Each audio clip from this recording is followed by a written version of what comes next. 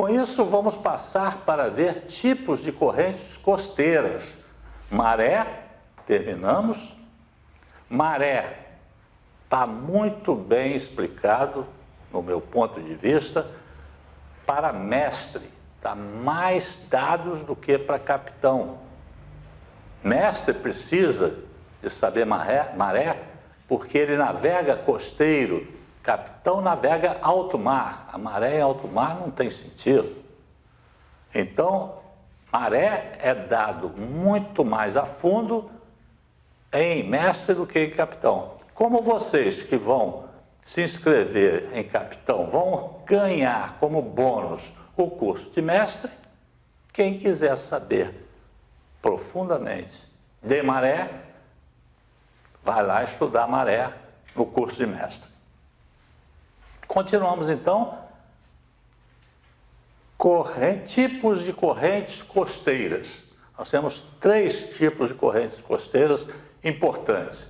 A corrente de maré, a corrente induzida pelo vento, que é chamado de corrente de deriva, e, finalmente, a corrente de ressaca.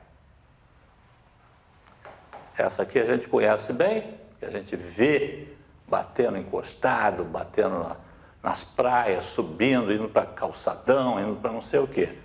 A corrente de deriva, nós vamos tomar conhecimento dela agora, e a corrente de maré, nós sabemos muito bem o que é. É o movimento horizontal da maré. A maré tem a oscilação vertical quando ela sobe e desce. Está aqui, ela sobe daqui e desce, certo? Subiu, desceu. Isso é o movimento horizontal, movimento vertical. Agora nós vamos ver corrente de maré, que é um movimento da vinda do mar para a costa. Isso é que é corrente de maré. Então vamos lá começar com a corrente de maré. A oscilação periódica e irregular das marés é o resultado do deslocamento horizontal, acabei de dizer, da massa d'água. Movimento conhecido como corrente de maré. Qual é a importância e por que eles são diferentes? O que nós vamos estudar?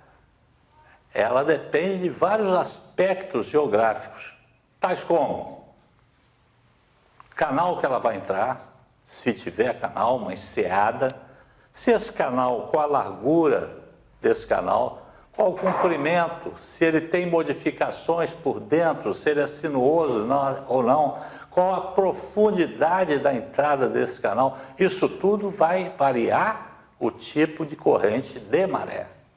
E importantíssimo para uma entrada de um porto que fique dentro dessa enseada, por exemplo. Então vamos lá. Embora ocorra em todo o oceano, a corrente de maré, o que acontece? Ela só é observada nas proximidades da costa. Por quê? Porque você em alto mar, você nem sente a maré, subida de maré, não sente. Você tem ali as vagas, tem ali um barulho, né? Mas você não sente a subida e descida da maré.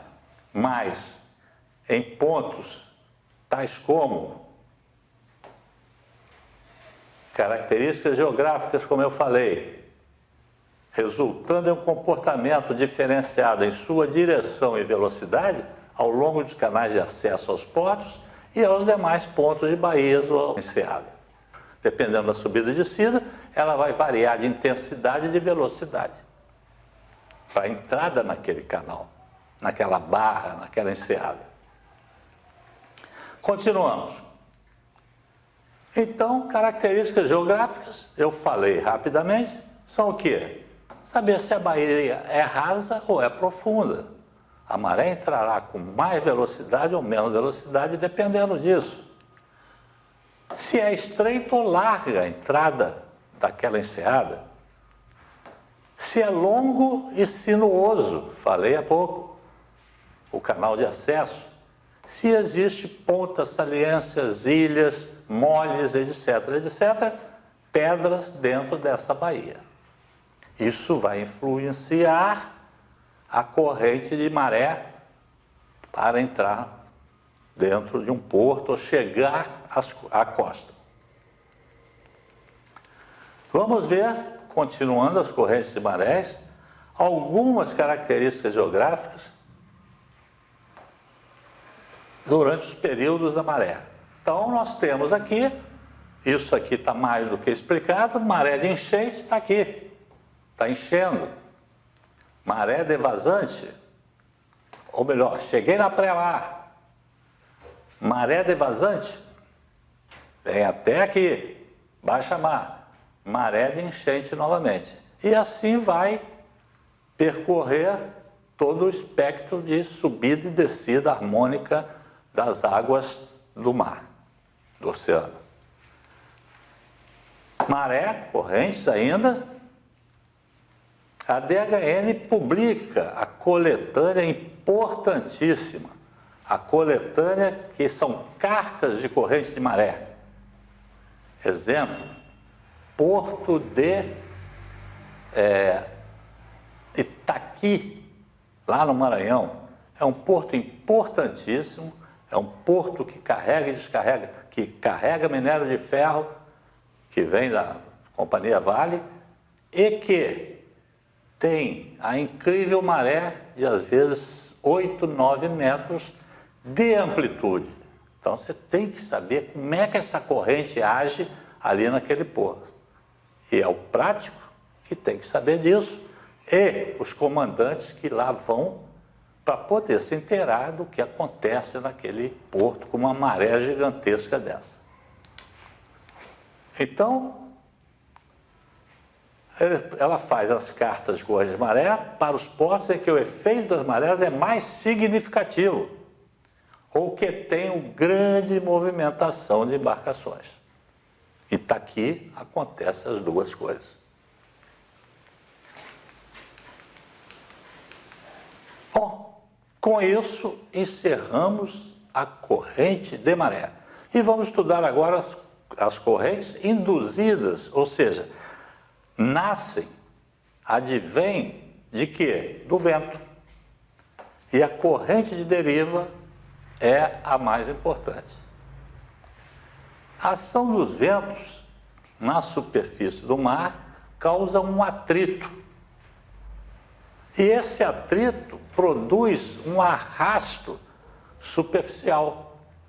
Esse arrasto superficial, normalmente, ele está defasado de 30 graus para águas rasas e 45 graus para águas profundas.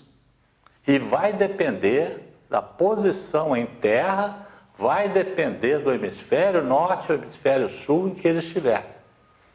Vamos continuar para mostrar o que ocorre com essa corrente de deriva.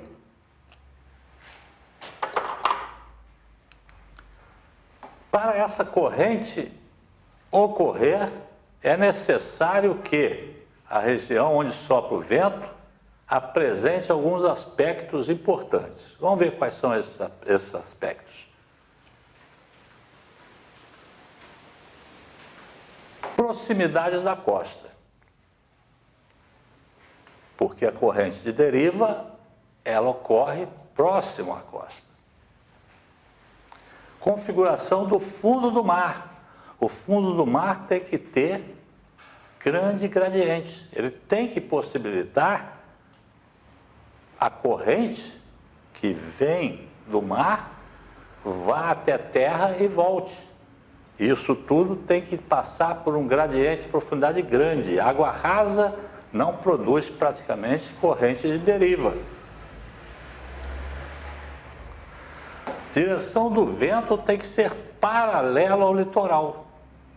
Nós vimos aqui, eu falei, em 45 graus para águas profundas e 35, o vento está aqui, 30 graus ou 45 que ela vai sair. Mas nós vamos ver que a força de Coriolis vai fazer com que a corrente induzida por esse vento, que por um acaso eu estou com ele aqui, ele vai ser perpendicular. O 35, o 30 e o 45 vão acabar sendo 90 graus, devido à força de Coriolis. Lembram dela quando nós temos os ventos alísios que, ao subir para o Equador, eles fazem uma volta, eles fazem uma torção para a esquerda no hemisfério sul e para a direita no hemisfério norte, e vão formar os ventos alísios que aparecem,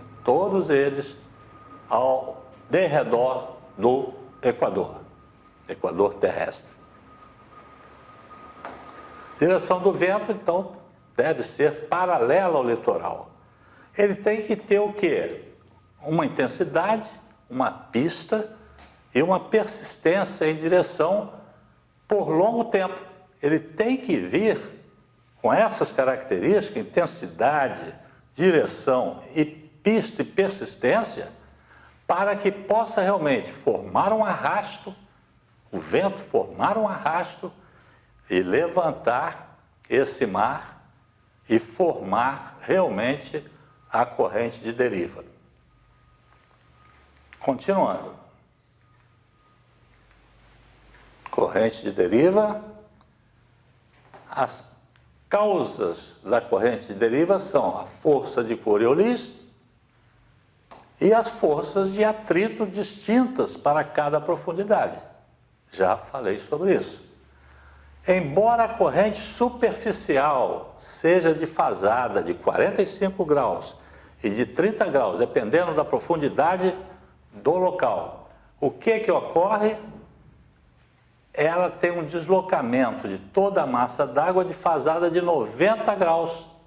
Isso é chamado de transporte de Ekman. Vai ser de 90 graus em relação à direção do vento. Para a esquerda, no hemisfério sul, a força de Coriolis está aí, agindo igual age com ventos alísios. E para a direita, no hemisfério norte. Vamos lá, o que eu quis dizer com isso tudo?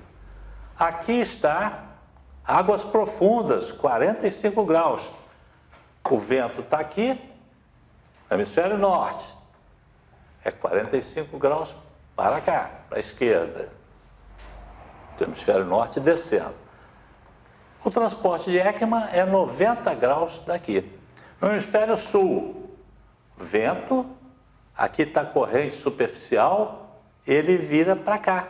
Por quê? Porque o vento, quando sobe no hemisfério sul, tem a força de Coriolis que faz ele virar para cá. Então vem aqui a transporte de Ekman. Já quando ele está descendo, né? Vamos virar isso aqui de cabeça para baixo, ele vai fazer o que vire para cá, para a direita, a força de Coriolis. Aqui era nos 30 graus, ou seja, águas o quê? Rasas. Aqui, rasas. Hemisfério sul, hemisfério norte.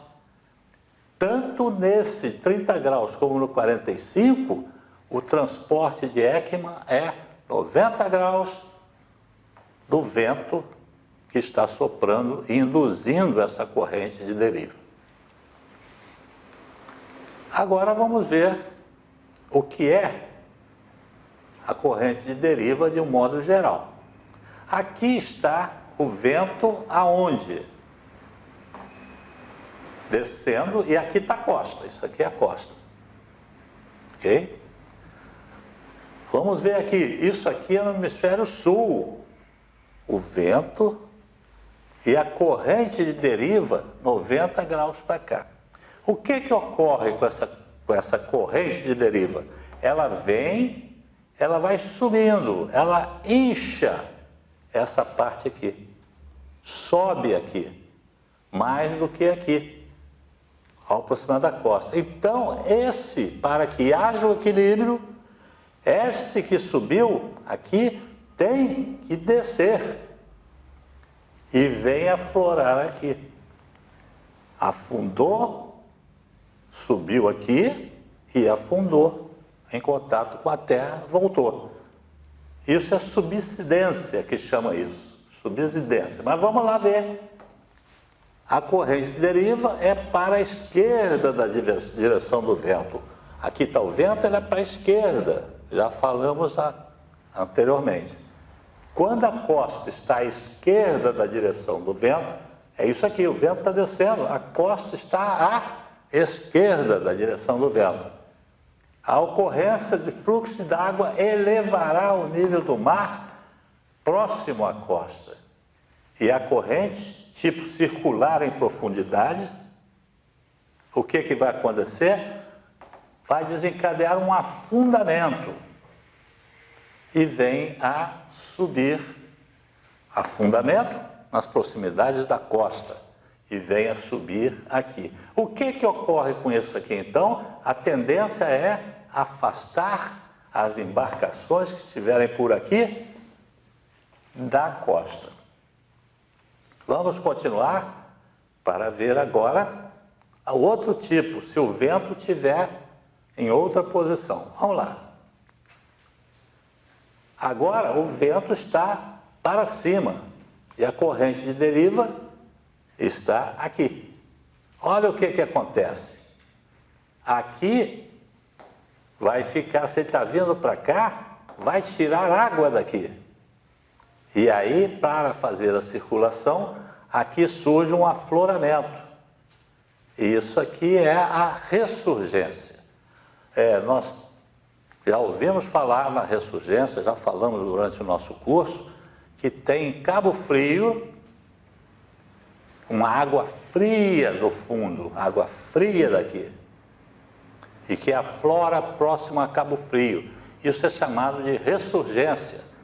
Essa corrente não é exatamente a corrente de deriva, porque ela não está perpendicular à costa. Essa corrente é a corrente das Malvinas. Quando nós demos corrente, nós falamos sobre isso, a corrente do Brasil desce e a corrente das Malvinas sobe. A corrente das Malvinas é fria, a corrente do Brasil é quente. Então, a fria entra aqui por baixo e aflora aqui na região de Cabo Frio, trazendo plânctons, trazendo alimentação e uma série de riquezas para a parte de piscicultura nessa região.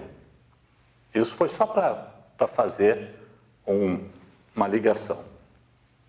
Quando a costa está à direita, aqui, a costa está à direita agora, da direção do vento, o fluxo d'água baixará o quê? O nível do mar costeiro, e a circulação em profundidade proporcionará um afloramento aqui. É a ressurgência de águas profundas para compensar o vazio da água que saiu da costa. Então, isso é a corrente de deriva. No hemisfério norte, é exatamente ao contrário do que se passa aqui. Então, vimos corrente de maré, vimos corrente de deriva. Vamos só completar aqui que em mar aberto, a corrente de deriva não existe praticamente. Ela é feita apenas para transferir a energia que vem do vento para o oceano, quase toda consumida na formação de quê? De ondas, pouco implicando o deslocamento horizontal da massa d'água. Não é nem sentido o deslocamento horizontal da massa d'água. É sentido as vagas e os marulhos. E vamos ver agora as correntes de ressaca, no próximo bloco.